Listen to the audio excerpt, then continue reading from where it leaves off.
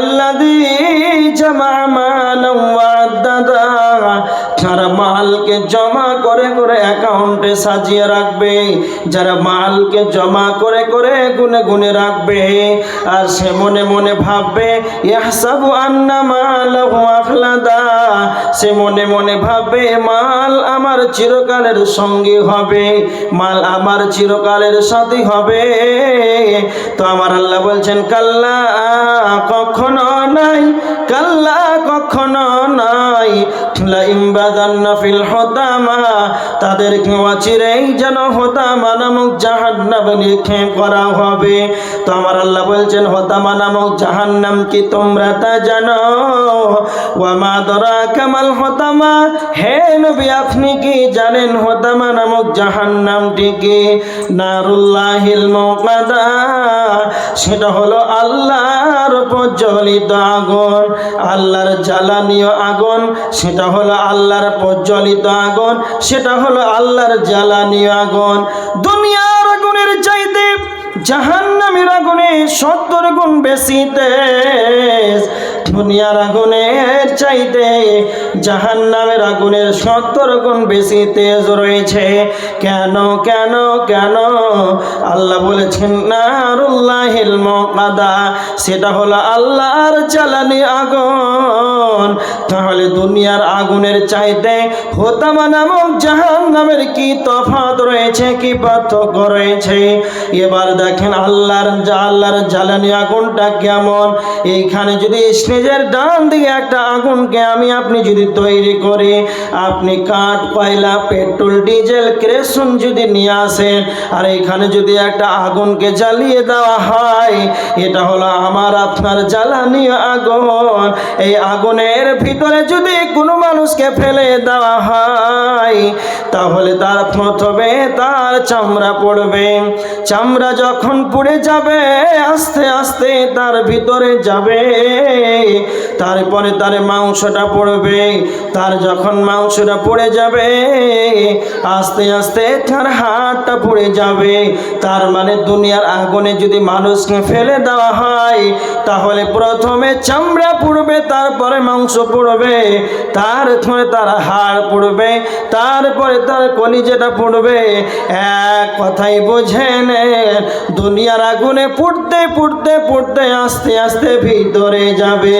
কিন্তু আল্লাহর প্রজ্বলিত আগুনটা কেমন? জাহান্নাম হুতামা নামক আগুনটা কেমন?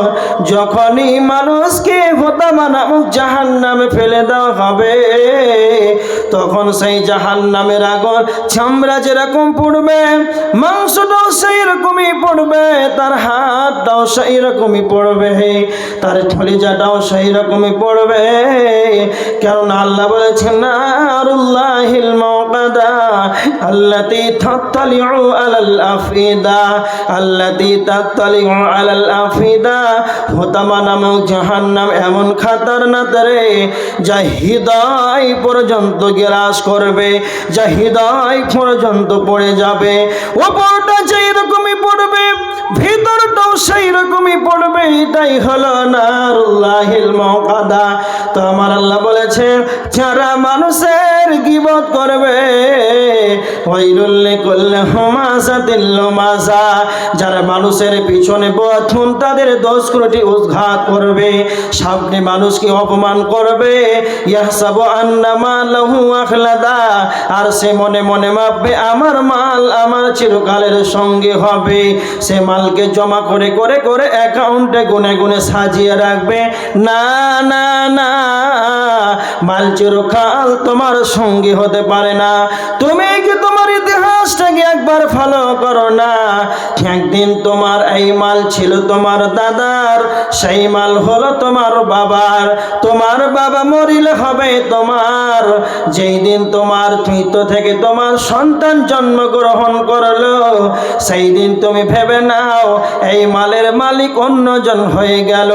যখনই আমি মারা যাব, তখনই আমার মালিক, মালের মালিকানা সত্ত্বে আমার ছেলে বসে যাবে।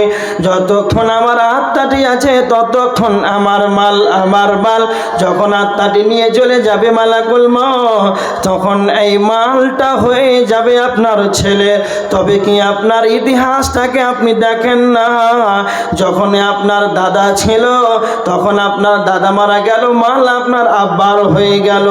যখন আপনার আব্বা মারা গেল, মালের মালিকানা আপনার সত্ত্বে চলে এলো। যখন আপনি মারা যাবেন, এই মালের মালিক আপনার ছেলে হয়ে যাবে। তবে কেন কেন মালকে জমা করে করে মনে মনে ভাবছেন মাল যে সাথী হবে? না না না, কাল্লা, কখনো নাই। যদি তোমরা তা ভেবে নাও, তাহলে এই মালকে গুনার কারণে, গচ্ছিত করে রাখার কারণে, মালকে জমা করার কারণে মানুষ জাহান্নামে যাবে।